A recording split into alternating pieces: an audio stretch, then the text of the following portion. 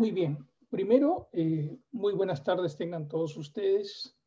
Contento de poder aportar en este breve tiempo con este tema que ojalá que realmente resulte de interés para todos los colegas que están presenciando y que están en este congreso, con temas que de alguna manera favorezcan en la actualización académica, personal e inclusive también vivencial, que es necesario tenerlas de vez en cuando. Bueno, quien les habla es terapeuta cognitivo-conductual aproximadamente hace unos 37 años y también bajo el modelo de terapia de esquemas hace aproximadamente quizás unos 15 años en promedio. Cuando me promovieron la posibilidad de poder estar en este congreso, yo decía, ¿en qué aspecto puedo contribuir a los colegas? Que quizás hay estudiantes, hay colegas que ya están en ejercicio, en función a toda la experiencia terapéutica que uno ha tenido en todos estos años. Y bueno, yo dije quizás un aporte interesante es hablar acerca de lo que es la terapia de esquemas, que es un abordaje terapéutico que nace de alguna manera de la terapia cognitiva conductual, pero sin embargo es un abordaje mucho más profundo y definitivamente el título es Más allá de los síntomas y ahora vamos a entender por qué. Veamos. Por ejemplo, cuando uno trabaja como psicólogo clínico, y más aún si tiene algún tipo de formación terapéutica en cualquier escuela, ok, definitivamente lo más común es que cuando uno está en el consultorio, y más aún si trabaja en un hospital psiquiátrico, como también he tenido la experiencia por casi 28 años de trabajar en hospitales psiquiátricos como el Valdizán y al final en el Arco Herrera, pues mayormente nos llega a la consulta o al teléfono personas que evidencian algunos signos y síntomas que están reflejando una dolencia emocional, como por ejemplo, ¿no? Algunos dicen, últimamente estoy muy deprimido y quisiera que me ayude con esta depresión. Otros quizás llegan con un tema de ansiedad exacerbada, por ahí quizás una aproximación a lo que es un trastorno de ansiedad generalizado. Otros a lo mejor que tienen grandes dificultades para poder vincularse en grupos, generándole ese tema mucha ansiedad, ¿no? Otros a lo mejor vienen porque tienen un desorden alimenticio y otros que vienen por crisis existenciales, es decir, no saben qué les está pasando, pero sienten una vida confusa. ¿Ok? Entonces, el terapeuta, ¿no? Diríamos, lo que hace es quizás concentrarse en aquellos elementos que son signos y síntomas que están aquejando al paciente para buscar hipotéticamente un planteamiento diagnóstico con la finalidad de poder ver una alternativa que ayude al paciente y es una labor bastante loable, aplaudible, lo cual me parece muy bien. Perfecto. Pero hay un tema bien importante que yo creo que todos tenemos que ser conscientes. Pues hay ocasiones en que los recursos terapéuticos dentro del enfoque cognitivo-conductual que tenemos basados en la evidencia son muy ricos e importantes, pero a veces no son suficientes. Y uno dice, ¿por qué? Si teniendo estos grandes recursos basados en la evidencia, este paciente que estoy viendo, por ejemplo, que tiene a lo mejor ataques de pánico, ha mejorado, pero sin embargo, después de la mejora, pasaron unos 4 o 5 meses, ha recaído. Otro ejemplo, ¿no? porque este paciente, que no tiene un diagnóstico claro, pero sí está muy apesadumbrado, está muy quejoso de la vida, pues he trabajado las técnicas basadas en el planteamiento de Aaron Beck, pensamientos distorsionados, o basados en el planteamiento de Ellis, he trabajado sus creencias. El paciente es consciente que esas creencias son disfuncionales, pero sin embargo, veo que él me dice lo siguiente: sí, yo lo tengo claro, doctor. Sé que esa creencia es disfuncional, pero ¿por qué todavía sigo sintiendo lo mismo a pesar de que lo tengo claro? Ok. Entonces uno dice, ¿qué pasó ahí? ¿Qué pasó ahí? Todas estas interrogantes que yo les estoy planteando a ustedes, se lo hizo en su momento el doctor Jeffrey Young, que es el creador de la terapia de esquemas aproximadamente hace unos 25 a 30 años. ¿Cómo así? Les explico. Jeffrey Young es un terapeuta, ¿no?, que inicialmente tuvo una formación cognitiva conductual con Aaron Beck en Pensilvania. Fue inclusive uno de los más destacados alumnos de Aaron Beck en el enfoque cognitivo-conductual. Sin embargo, cuando Aaron Beck quería llevar el enfoque cognitivo-conductual a casi todos los pacientes, tenía una dificultad. La dificultad es que habían ciertos grupos de pacientes que no respondían a, diríamos, el abordaje clásico cognitivo-conductual, por más que era una persona muy preparada, muy formada. Y decía, qué raro, porque este paciente, que a lo mejor estoy utilizando los recursos de Aaron Beck o de Ellis, técnicas de relajación, de asertividad, ha mejorado, pero sin embargo, todavía sigue quejándose, que profundamente sigue sintiéndose a veces, o sigue sintiendo una desazón consigo mismo que a veces lo hace sentir como que se siente en vacío y muy poco útil. Qué raro, decía, ¿no? A pesar de que hay evidencia que ha mejorado cognitivamente, conductualmente, pero afectivamente, hay algo ahí medio extraño. Muy bien. Es en función a esa experiencia en su casuística y a la dificultad que había en que algunos pacientes, no todos, evolucionen favorablemente, a pesar de los grandes esfuerzos que él hacía, pues se dio cuenta que había algunos pacientes que tenían patrones internos psicológicos bastante complicados y que de alguna manera influenciaban, él veía, de que se mantengan esas sensaciones a pesar de que él había hecho todo un trabajo protocolizado, ordenado, sistematizado, de acuerdo a lo que se recomienda en el enfoque cognitivo-conductual. Inicialmente, Jeffrey Young se dio cuenta que esto ocurría un poco más en las personas que tenían un trastorno de personalidad, cosa complicada en esa época donde el abordaje cognitivo-conductual había planteado un protocolo de trabajo, pero todavía no había un éxito que sea el idóneo. Pero también encontró un grupo de pacientes que también, sin tener un trastorno de personalidad, tenían problemas de carácter muy profundo y que se había mantenido por un tiempo largo, y tampoco ellos no respondían mucho al enfoque tradicional cognitivo-conductual. Pacientes que no hacían una buena alianza terapéutica, pacientes que cuando iban a la consulta uno le planteaba la posibilidad del protocolo y la disposición para el cambio y ellos como que no sé si esto me servirá o no, ponían trabas.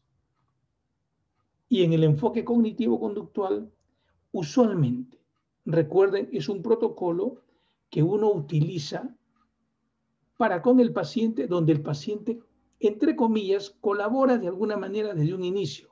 Sin embargo, habían pacientes que colaboraban, pero se ponían trabas constantemente. Es por eso que Jeffrey Young comienza a hacer una revisión y va mucho más allá de lo que el enfoque cognitivo-conductual te había dado, y es ahí donde plantea un nuevo abordaje que es la terapia de esquemas. Pero ustedes dirán, doctor, ¿y cuál es la diferencia entre la terapia cognitiva conductual y la terapia de esquemas, si es que la terapia de esquemas de alguna manera se fundamentó inicialmente de la terapia cognitiva conductual? Acá viene la diferencia, estimados amigos. Primero, la terapia de esquemas le da mucha prioridad a los siguientes puntos que voy a señalar. Primero, no deja de lado aspectos cognitivos y aspectos conductuales. Lo tiene claro. Y también da importancia al síntoma del paciente, pero también le da un énfasis importante, no solamente en el momento del síntoma, sino también el manejo de los afectos durante todo el proceso de desarrollo del paciente y especialmente en la crianza. Es decir, pone en un primer plano los temas afectivos y emocionales del paciente, sin descuidar lo cognitivo y lo conductual. Es por eso que a partir de ese énfasis, que la terapia de esquemas hace uso de estrategias experienciales con la finalidad de poder trabajar de forma un poquito más focalizada y profunda los temas afectivos del paciente que en el enfoque cognitivo-conductual tradicional no había. Es ahí donde la terapia de esquemas incorpora dentro de su trabajo terapéutico el trabajo con algunas técnicas basadas en Gestalt y en el psicodrama, como por ejemplo las sillas. Estoy hablando de hace aproximadamente hace 25 a 30 años. Yo acabo de ver un libro, este año recién que ha salido, que curiosamente se llama Las sillas en el trabajo de la terapia cognitiva conductual. Qué curioso. O sea, ahora también dentro de lo que es el enfoque cognitivo conductual se está adoptando recién el trabajo de sillas, cosa que la terapia de esquemas lo comenzó a trabajar desde hace aproximadamente unos 25 a 30 años. ¿Y cuál es el objetivo? Trabajar estrictamente el aspecto emocional y afectivo con ese tipo de procedimientos, que se suman a lo que son las estrategias cognitivas y conductuales. Una vez más, se da mucho énfasis en la terapia de esquemas a la parte afectiva, a la parte emocional, con recursos especiales para ese aspecto, para esa parte. Muy bien. Ese es un punto importante. Una vez más, repito, en la terapia de esquemas se da un énfasis importante al trabajo de las emociones. Y ya he señalado hace un momento, con técnicas basadas en Gestalt y en psicodrama como el ejercicio de sillas y técnicas de visualización. ¿Y cuál es el objetivo de hacer uso de este tipo de recursos? De ir más allá del síntoma y hacer una reparación de experiencias emocionales no superadas que se han generado especialmente en crianza en los primeros 14 años de vida. Cosa que en el enfoque tradicional cognitivo-conductual mayormente no se trabajaba bajo esa modalidad. Muy bien. Un segundo punto importante que diferencia la terapia de esquemas, yo diría que más que diferencia, la enriquece, es que en la terapia de esquemas se da mucho énfasis a los problemas que se puedan haber generado en la niñez y en la pubertad. Yo diría, como especialista en terapia de esquemas, se le da énfasis a las experiencias tóxicas en crianza en los primeros 13, 14 años de vida. Eso tiene una relevancia importante en la terapia de esquemas y mucho más importancia que en la terapia cognitiva conductual estándar. ¿Ok? En la terapia de esquemas, esos 14 años son claves. Esa información biográfica que uno hace con el paciente es importante, de tal manera que nosotros, por ejemplo, en el instituto hemos elaborado una historia clínica específica solo para identificar esquemas en crianza. Esquemas en crianza, para poder comprender cuáles han sido los guiones, cuáles han sido los patrones, cuáles han sido las temáticas que desde el nacimiento hasta aproximadamente los 14 años se han ido generando en la persona y han construido en el paciente los esquemas maladaptativos tempranos y también se denomina trampas vitales que al final han desencadenado posiblemente en cuadros del eje 1. Ansiedad social, depresión, bulimia, adicción, etc. Por eso que no solamente se trabaja el presente, sino se trabaja también el pasado. Pero algo muy importante, y eso se los comento por la experiencia psicoanalítica que yo también he tenido. No, porque quien les habla estudió en la Universidad Católica y estuvo en psicoanálisis inicialmente, trabajé bajo el enfoque psicoanalítico por un tiempo regular y luego ya hice una reflexión profunda y es ahí donde yo cambio al enfoque cognitivo-conductual.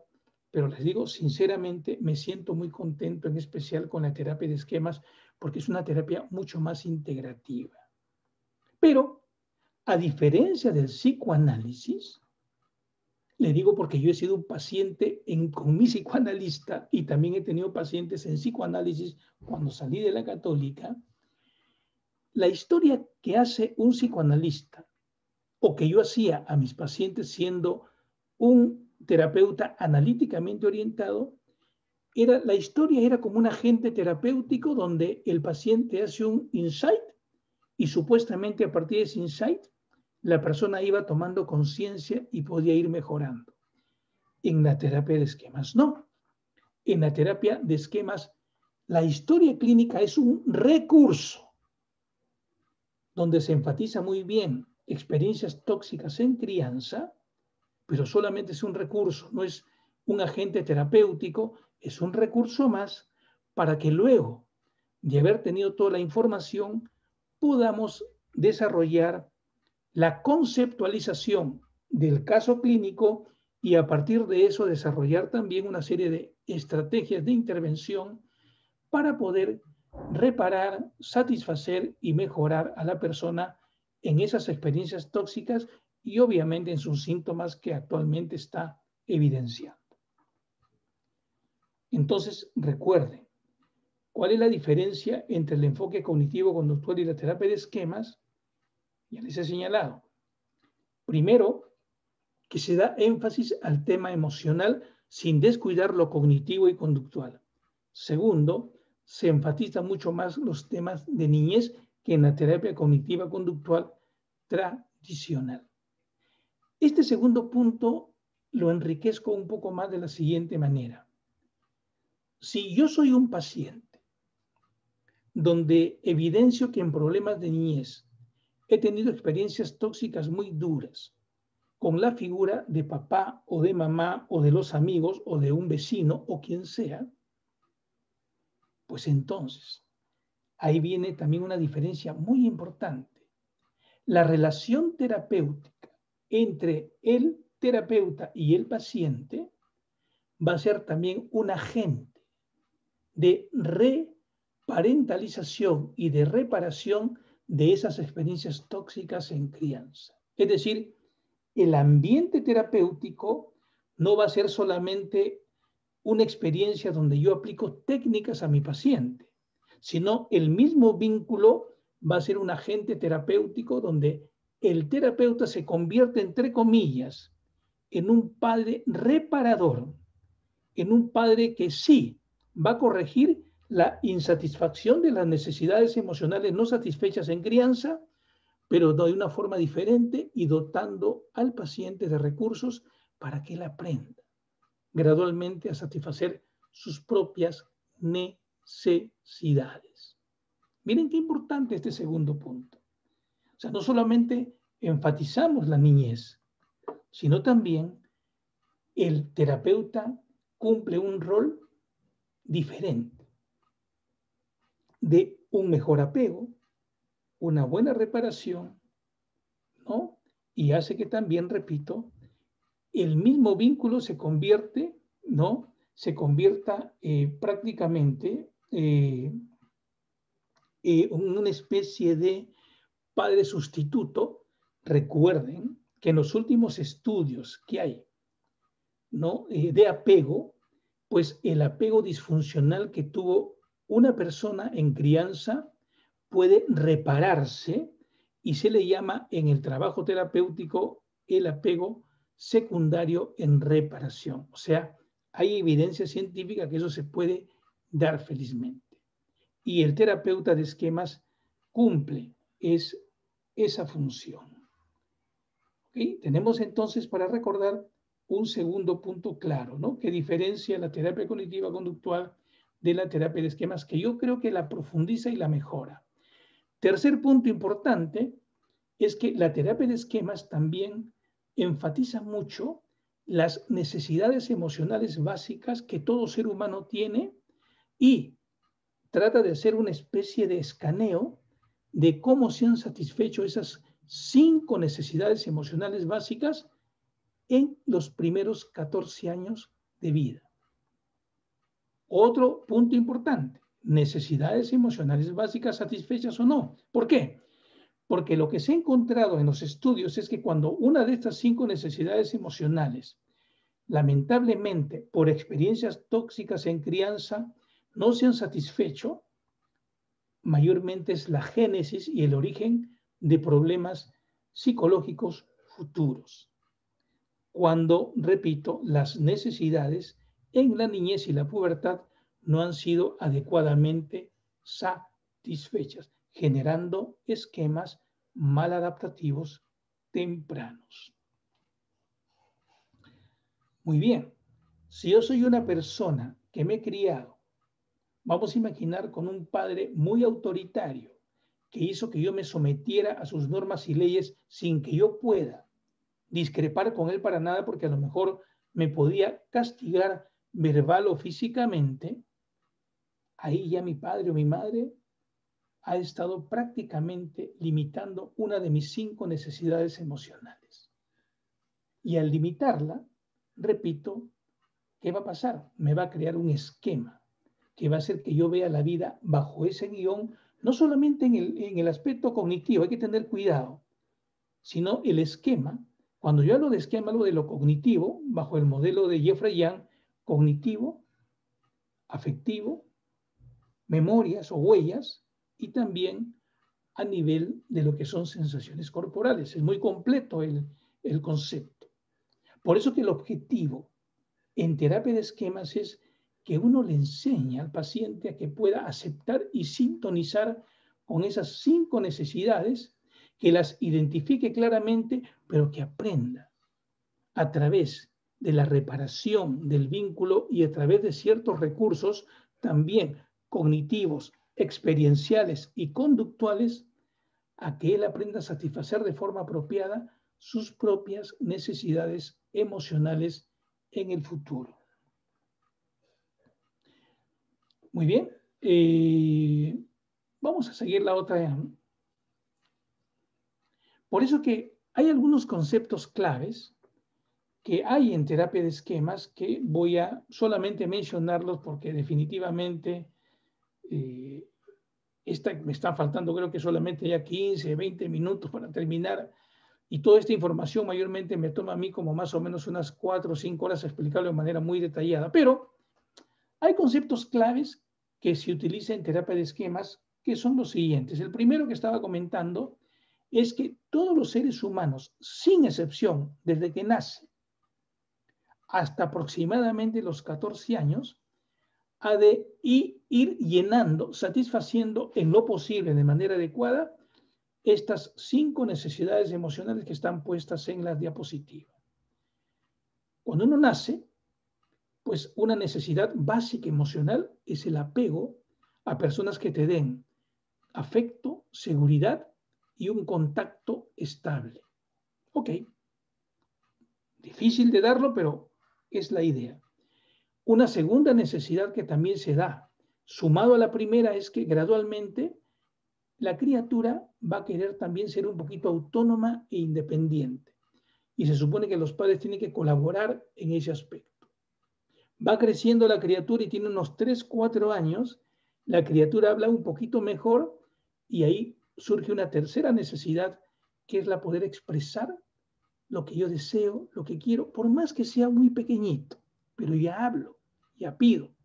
Y lo ideal es que los padres también ahí puedan promover esa necesidad y satisfacerla.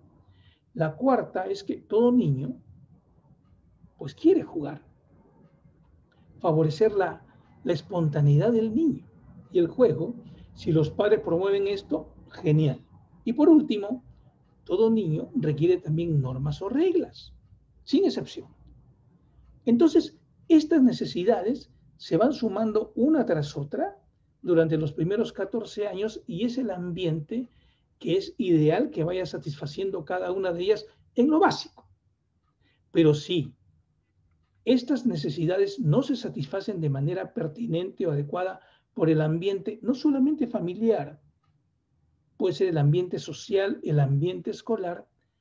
Ahí surgen grandes problemas, porque cuando no se satisface cualquiera de estas necesidades, pues definitivamente surge lo que nosotros denominamos un esquema mal adaptativo temprano, o también se le llama de forma común una trampa vital.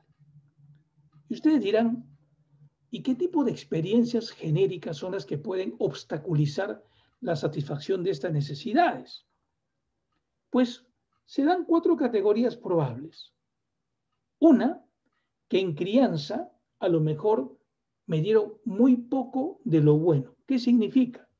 A lo mejor yo requería como niño afecto, cariño, cercanía, conexión afectiva, pero posiblemente o mi padre o mi madre fueron muy parcos o estaban tan ocupados que tenían muy poca conexión conmigo.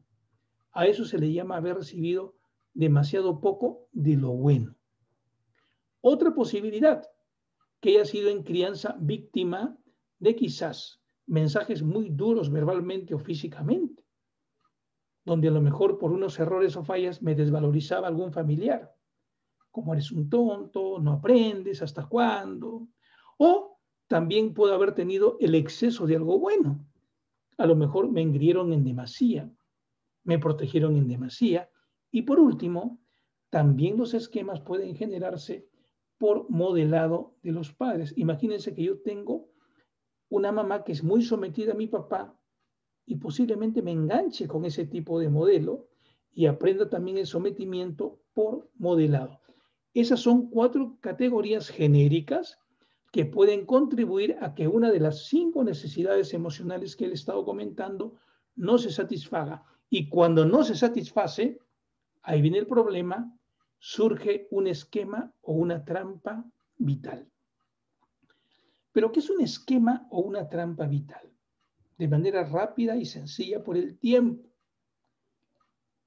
Los esquemas, que son 18 en total,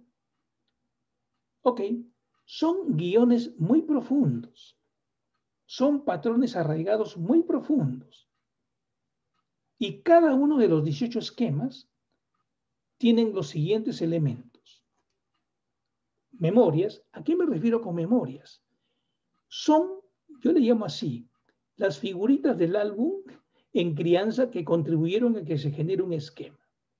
Si yo tuviese el esquema de privación emocional, que es uno de los 18, pues las diferentes experiencias de poca cercanía de mi madre o padre o alguna persona querida Para conmigo, cada una de esas experiencias van a ser memorias. Van a ser como si fueran huellas o figuritas que son las que han colaborado para que se dé el esquema de privación emocional. Memorias o huellas que no son conscientes mayormente cuando uno ya tiene mayoría de edad. Segundo elemento del esquema, emociones.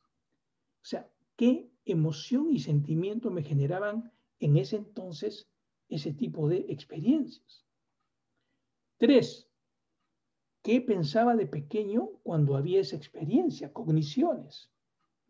4, ¿qué sensaciones corporales me generaba a mí ese tipo de experiencias?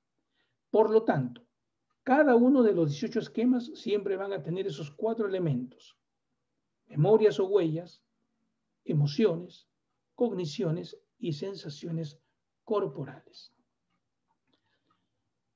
Esos componentes van a influenciar en la percepción que yo tenga de mí mismo como ser humano, pero también van a influenciar en el vínculo que tenga con los demás. Y como les he señalado, se desarrolla desde, inclusive, sería mucho tiempo que me tomaría esta explicación, desde antes del nacimiento en algunos casos, hasta aproximadamente los 13, 14 años. Y ustedes dirán, ¿qué? ¿Y a partir de los 14, qué pasa? A partir de los 14, 15 años, la investigación ha demostrado que tú vas a ver el mundo en adelante, pero en función a los esquemas que se generaron en los primeros 14 años. Y como vas a ver el mundo en función a esos esquemas generados en los primeros 14 años, pues todas las acciones que hagas de los 14 hacia adelante, ¿qué van a hacer? La función va a ser solamente seguir perpetuando los esquemas que se generaron en crianza, porque no hay más. No tuve otra alternativa. Y eso genera un sufrimiento crónico y puede desencadenar, vuelvo a repetir, en algunos problemas del eje 1, depresión, adicción, bulimia, etcétera, etcétera. Cada uno de los esquemas que uno va construyendo lamentablemente en crianza, en el camino se van a convertir en verdades muy a priori profundas que la persona no los pone en discusión, los cree 100%. Por ejemplo, si yo tengo el esquema de privación emocional, hay una voz de fondo que me dice que yo nunca voy a ser correspondido afectivamente por otra persona. Y lo asumo como una verdad a priori sin que lo piense, sino que ya solamente lo vivo. Y esa percepción se autoperpetúa por mis propias acciones, porque a lo mejor, curiosamente, me enamoro de mujeres que son bien parcas y no me doy cuenta que es el esquema. Y esos esquemas, como son bien profundos, se resisten al cambio, por más que sean dolorosos. Y vuelvo a repetir, se desarrolla en la crianza aproximadamente hasta los 14 años. Por eso que se le da mucha importancia en terapia de esquemas a lo que es los temas de niñez y a la historia clínica para poder saber cómo se han generado esos esquemas. ¿Ok?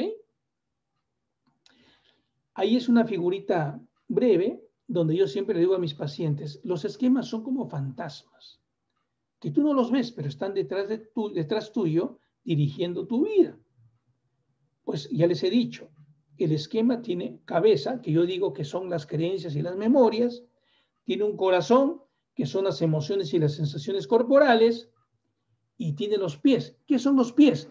Tus acciones que ejecutas en el día a día para que ese esquema interno se mantenga vivo y tú ni cuenta te das. Si tengo el esquema de privación emocional, vuelvo a repetir, curiosamente me enamoro de personas que son muy parcas o muy poco comprometidas. Ya, ese tipo de acción de enamorarme son los pies que fortalecen el esquema que está interno, que tiene los otros elementos que están ahí planteados en color rojo. Existen 18 esquemas. 13 son lo que le llamamos primarios porque no son muy conscientes y 5 son los secundarios. Ok, solamente por temas de tiempo. Los primarios mayormente no son conscientes y es bien difícil que un paciente vaya por esos esquemas. Los secundarios, como que uno tiene un poquito de conciencia, por eso es que un paciente puede llegar a la consulta Y si tiene el esquema de sometimiento, te puede decir, vengo porque quiero que usted trabaje conmigo algún tipo de habilidad para poder saber cómo contestarle a mi jefe porque está siendo muy mandón y ya no sé cómo hacer para manejarlo. Ok, yo le puedo enseñar habilidades sociales y un entrenamiento asertivo, lo cual no está mala, pero si no trabajo el esquema de sometimiento de crianza, eso va a ser solamente una especie de analgésico temporal. Por eso que yo les comento, la terapia de esquemas profundiza un poco más la terapia cognitiva conductual. Bueno, voy a hacer esto rápidamente. Cuando uno tiene esquemas, hay 3 formas de cómo la persona sin darse cuenta maneja sus esquemas. La persona a veces se rinde a su esquema. ¿Qué significa rendirse? Se deja llevar por el esquema. Por ejemplo, repito, si tengo el esquema de privación emocional, que significa que en el fondo me dice que yo no voy a tener personas que me correspondan afectivamente, si me rindo a un esquema, es decir, mi estilo de afrontamiento es, me rindo al esquema, ¿qué voy a hacer? Voy a elegir personas que son poco comprometidas o son poco afectivas conmigo. Repito, me enamoro a lo mejor de chicas que son poco cariñosas. ¿Por qué? Porque estoy rindiéndome a que no voy a tener cariño. Pero sin embargo, si yo quiero evitar sentir el dolor del esquema de la privación emocional, es decir, no quiero sentir que me priven de afecto, prefiero no vincularme de forma muy estrecha y profunda y tengo vínculos superficiales. ¿No? Pero si quiero yo atacar mi esquema, es decir, negar mi esquema, más bien me vuelvo una persona extremadamente demandante y exigente frente a las personas que no me dan afecto. Me enojo, me enfado cuando alguien me falla en afecto. Hago todo lo contrario. ¿Okay? Una de esas 3 posibilidades, por si acaso, dependen mucho del temperamento de la persona para ver por cuál va. Bueno, ahí está lo que le estaba comentando. O me rindo, o evito, o contraataco el esquema. Hay un concepto importante que quiero que lo tengan en cuenta, que es el concepto de modos. ¿Qué cosa significa modos en terapia de esquema? Si yo tengo un paciente que me llega a la consulta en este momento y se pone a llorar porque está sufriendo mucho por una pérdida de una pareja, la expresión emocional que en ese momento evidencia el paciente, a eso se le llama modo. O sea, el modo, en términos sencillos, es la expresión emocional que una persona evidencia en un momento determinado, pero que me está reflejando de fondo un esquema que el paciente no sabe cuál es. Y 2, la forma como esa persona está afrontando ese esquema que tampoco se da cuenta. Yo llamaría que el modo viene a ser una fotografía a colores de la parte afectiva de lo que está detrás del sufrimiento de la persona. Pero el paciente no se da cuenta. Pero el terapeuta de esquemas, que tiene una buena formación, se da cuenta de qué tipo de modo es ese que está evidenciando y ese modo tengo que trabajarlo como terapeuta. No lo puedo dejar escapar. Hay varios modos. Hay modos universales que todos los que estamos en esta plataforma tenemos. No son modos malos. Son los modos de niño que representan las emociones que nunca van a desaparecer de nuestros recursos o repertorio humano. Por ejemplo, al niño vulnerable se le ha puesto el reflejo de las emociones de tristeza y ansiedad, que es natural. El niño enfadado es el reflejo o es el nombre que categoriza a la emoción de enojo. El niño impulsivo o indisciplinado es toda aquella parte con la que nacemos nosotros y somos impulsivos cuando nacemos. Lo que pasa es que las reglas y normas nos enseñan a controlar ese niño impulsivo en crianza. Pero todos hemos tenido ese aspecto de indisciplina y de impulsividad de pequeñitos. Y el niño feliz, que son los momentos de gozo, de regocijo, que todos tenemos también ahí escondidos. Estos niños son universales. ¿Por qué? Porque reflejan las emociones básicas del ser humano. Y son innatos, por eso que no se van a desaparecer. Por eso hay que tener cuidado, porque hay técnicas que buscan, a ver, dicen técnicas para poder controlar su ansiedad. No sé si la palabra adecuada es controlar. Yo creo que la palabra adecuada es aceptar su ansiedad como niño vulnerable, pero también tener recursos para poder crecer en función a esa ansiedad. No sé, pero bueno. Pero también tenemos modos críticos.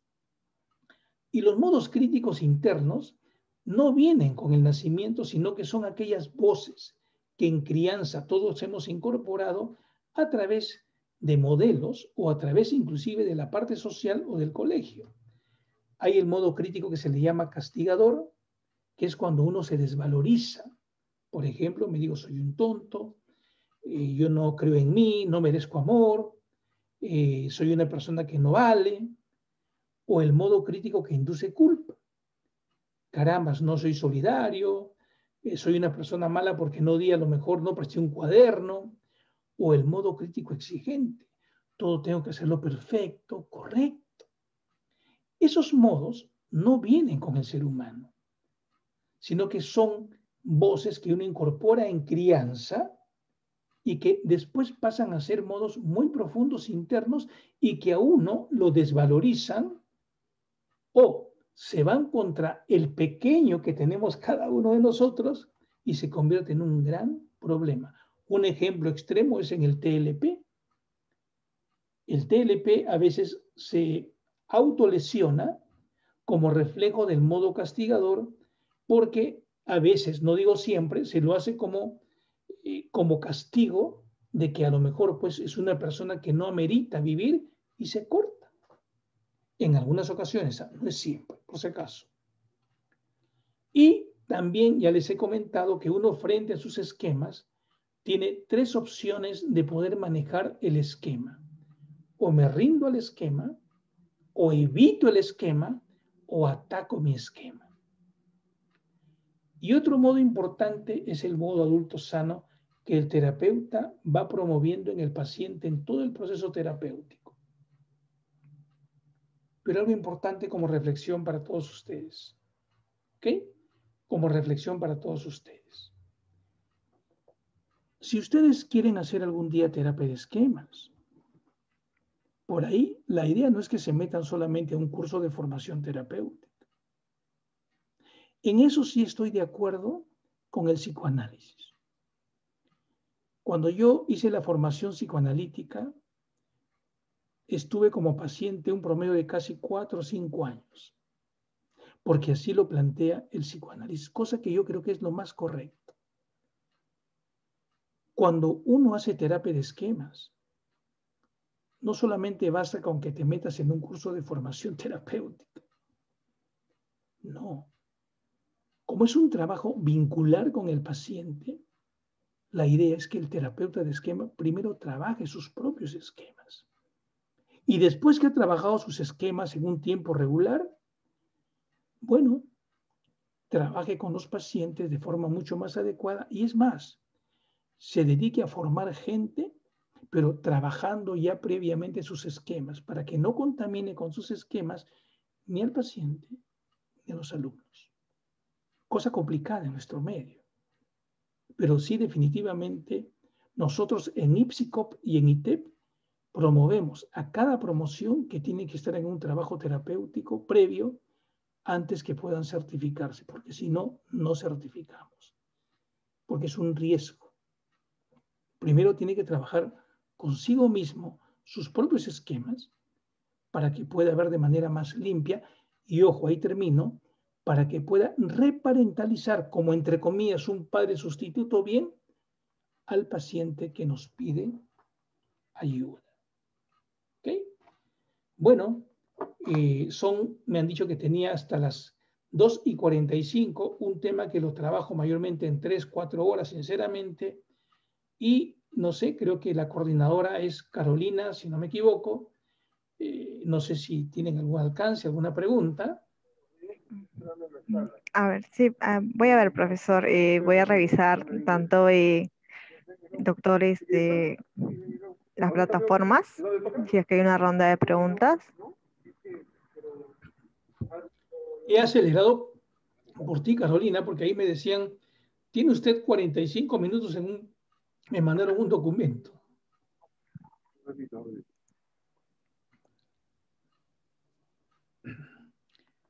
Si es que hay preguntas, si no, no te preocupes. A lo mejor están almorzando la mayoría.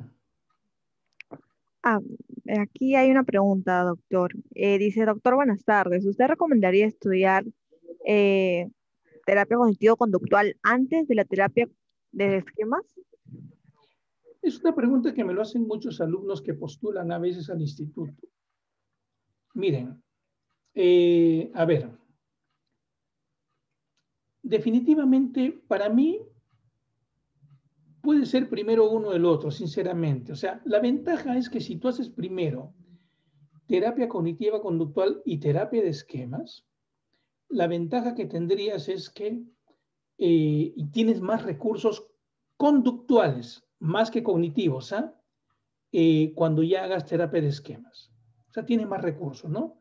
Es más, los mejores terapeutas de esquemas en el mundo, no hablo en Latinoamérica, o sea, mayormente mi comunicación en terapia de esquemas es con terapeutas de esquemas que son de Europa, de los Países Bajos y de Estados Unidos. En Latinoamérica es muy poca mi comunicación porque ellos tienen mucho más experiencia, pero la mayoría de terapeutas de esquemas que son de alguna manera los más representantes y más importantes en el mundo han hecho terapia cognitiva conductual y terapia de esquemas. Son los mejores. Algunos han hecho un seminario de Gestalt, o sea, quien les habla hizo psicoanálisis, después hizo terapia cognitiva conductual, terapia de esquemas, hice maratones gestálticas para incorporar un poquito el recurso de sillas, porque yo creo que la terapia de esquemas es muy integrativa, pero repito, sugeriría en todo caso para que tenga más recursos, terapia cognitiva conductual y terapia de esquemas. Pero si me dice, sí, pero ¿puedo hacer esquemas solo? Sí, sí, igual se te van a enseñar los recursos, pero resulta mucho más rico, bajo mi criterio, porque así me pasa a mí, me da mayores recursos de trabajo terapéutico. ¿Ok?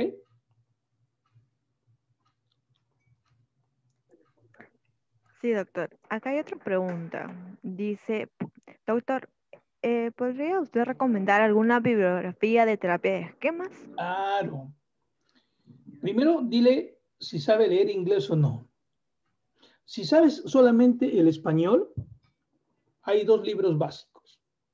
El libro que se llama Reinventa tu vida, que es un libro clásico en terapia de esquemas que yo le doy a mis pacientes ese texto para que lean. Pero si tú tienes un interés terapéutico, hay un manual en español que se llama Manual de Terapia de Esquemas. Eso es para el profesional. Pero doctor, yo lo que quisiera es algo más actualizado, pues no sea malo, quiero de este año, ¿no? Uy, este año en el instituto tenemos como más o menos 10 libros de este año 2020, porque tenemos conexión con instituciones de Europa y de Estados Unidos. Y un libro hermoso, por ejemplo, dos libros preciosos que hay en terapia de esquemas ahorita, son tres. Uno se llama eh, terapias contextuales, miren, terapias contextuales y terapia de esquemas, pero está en inglés. El otro se llama, que ha salido hace un mes nomás, terapia de esquemas en niños y adolescentes de Christian Loss, que está en inglés. Y un hermoso libro que a uno lo lleva a reflexionar en cuanto a lo que es la parte cristiana, aquellos que les interesa obviamente, es el que se llama Terapia de Esquemas para Cristianos, de Bruce Davis, que son dos terapeutas de esquemas que son cristianos y que hablan acerca de cómo las personas a veces ingresan a una religión más que por la convicción religiosa, por un esquema. Excelente texto. donde te habla todo un capítulo del apego. Precioso texto, pero también están en inglés. Este año han salido como 4 o 5 textos en inglés interesantes de esquemas. Es más, ya han anunciado para el próximo año 2 libros más que también ya los hemos adquirido en preventa y esperemos que nos llegue pues en el mes de, no nos llegue, sino que eso uno tiene que ir a Estados Unidos en marzo, abril, ¿no? Y uno tiene que estar actualizado en esquemas, ¿no? O sea, si no, actualizado y probar lo que dicen los textos con la experiencia clínica. Por eso que nosotros en el equipo de Psicoc y de ITEP, la gente que trabaja en cognitivo conductual y de esquema no tiene menos de 15 años de experiencia clínica primero. Bueno, quien habla ya tiene 37 años, tanto tiempo, pero bueno, igual sigo aprendiendo porque yo sé que no sé todo. Yo sé que tengo que seguir aprendiendo. Por ejemplo, les recomiendo este año, yo hice un curso muy bonito con una terapeuta americana que se llama Christine Neff, pero con su discípula, que es Estela Alonso, sobre autocompasión. Hermosa experiencia para mí, que me ha enriquecido mucho más en terapia de esquemas. La autocompasión y el mindfulness. Precioso. Son cosas que uno tiene que, por más que tenga ya una edad, puede ir sumando en su experiencia personal para empezar y luego ir la experiencia terapéutica. ¿Ok? ¿Algo más, Carolina? Sí, doctor. Hay también otra pregunta. Dice, doctor, buenas, de Estefano Olivera, dice, doctor, buenas tardes. En primer lugar, felicitarle por su excelente ponencia. Y su pregunta es, ¿existe compatibilidad entre la terapia racional emotiva conductual y la terapia de esquemas? No. A ver, la terapia racional emotiva conductual, les confieso de una forma clara y concreta. Yo tengo 37 años de trabajo terapéutico. Recuerden, al comienzo, la terapia racional se llamaba solamente terapia racional. Pero cuando Eli se dio cuenta de que también es importante un poquito ver las emociones, le puso terapia racional emotiva. Cuando Ellis también se percató de que se le daba énfasis a la parte conductual, le puso terapia racional emotiva conductual. Al final es prácticamente casi lo mismo que la terapia cognitiva conductual. ¿Ok? Pero la terapia de esquemas va mucho más allá de la terapia racional emotiva, porque la terapia de esquemas profundiza, repito, experiencias de insatisfacción en necesidades emocionales básicas que usualmente la terapia cognitiva conductual clásica y la terapia racional emotiva las tienen como referencia, pero no hay un trabajo direccionado hacia ese tipo de experiencias tóxicas en crianza. Y el trabajo es mucho más en función a las creencias que uno ha incorporado y que en este momento están generando una disfuncionalidad en las personas. Por eso yo comentaba que la terapia de esquemas tiene marcadas diferencias. Con la terapia cognitiva conductual, igual, son las mismas con la terapia racional emotiva. Lo que no significa que estas aproximaciones no valgan. No, sí valen. Sino que, repito, la terapia de esquemas profundiza mucho más allá de este tipo de recursos para hacer un trabajo, bajo mi experiencia, mucho más claro, profundo y realmente auténtico de cambio. Porque a veces los otros recursos que uno utiliza, que son buenos, son cambios, pero con una probabilidad por ahí de recaída en algún momento del paciente. ¿Ok? Sí, doctor, muy claro y muy interesante lo que usted ha expuesto, bueno, en esta ponencia de usted de terapia de esquemas, más allá de los síntomas, doctor Rodríguez. De verdad, una vez más, del Colegio de Psicólogos le reiteramos nuestro más agradecimiento por formar parte de esta conferencia virtual por esta plataforma, ¿no? Agradecemos de esa parte y ampliar sus conocimientos acerca de terapia de esquemas. Bueno, yo te agradezco también, Carolina, la coordinación, que lo has hecho muy bien, sinceramente, y lo digo públicamente, y te agradezco y te felicito. Y por otro lado, solamente una reflexión para todas las personas que quieren ejercer un trabajo terapéutico en cualquier modelo. Mi sugerencia, por experiencia personal, por experiencia de casuística, por experiencia formativa en la institución, es que todo terapeuta que trabaje con pacientes es ideal que pase primero una experiencia terapéutica para sus temas personales. No porque tenga grandes rollos, sino para hacer un trabajo mucho más limpio, sobre todo si tú vas a trabajar temas afectivos con el paciente. Quizás si fuera dentro de la psicología, posiblemente otro tipo de área no sea tan necesario, pero el que trabaja en psicoterapia clínicamente, bajo mi criterio, es un elemento fundamental. No solamente hacer cursos de formación, sino también hacer una reflexión y una corrección de tus propias creencias, tus propios esquemas, tus debilidades, ¿no? Y de una manera limpia el trabajo terapéutico al paciente. Eso les recomiendo yo que lo hagan. Si es la mayoría, genial. Ayuda un montón. Es mi reflexión para todos ustedes. Y bueno, cualquier cosa nos pueden visitar a la página de IPSICOC, ¿no? El Instituto Peruano de Psicoterapia Cognitiva Conductual, donde ahí tienen ustedes pues una serie de elementos que también nos va a ayudar en este proceso de crecimiento y de actualización. ¿Ok? Muy bien, muchas gracias, Carolina, y dejo ya porque son exactamente las 2:59 y sé que a las 3 de la tarde algún colega ya estaría ingresando en este momento y respeto mucho los espacios y el tiempo de ellos también. ¿Ok? Muy bien, eso sería todo, ¿no, Carolina?